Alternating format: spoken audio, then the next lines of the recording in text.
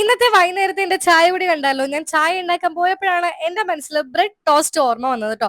വേഗം തന്നെ ഫ്രിഡ്ജ് അരിച്ച് പെറുക്കിയിട്ട് ബ്രെഡും കിട്ടി, പാലും കിട്ടി, വേറെ ഒന്നുമില്ല ഗൈസ്. പിന്നെ കട്ടൻ ചായക്ക് വെച്ചു.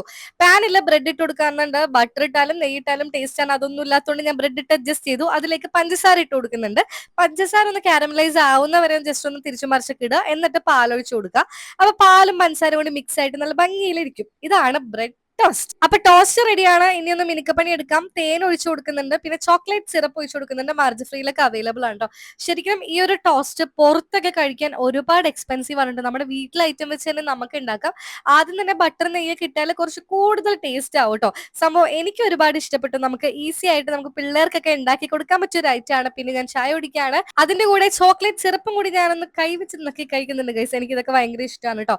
അപ്പൊ ബ്രെഡ് ടോസ്റ്റ് ഇതുവരെ ഉണ്ടാക്കി നോക്കിയിട്ടില്ലെങ്കിൽ ഈ ഒരു രീതിക്ക് ഉണ്ടാക്കി കൊടുക്കുക. പിള്ളേർക്കൊക്കെ ഒരുപാട് ഇഷ്ടം. അപ്പൊ ചാനൽ സബ്സ്ക്രൈബ് ചെയ്യാ.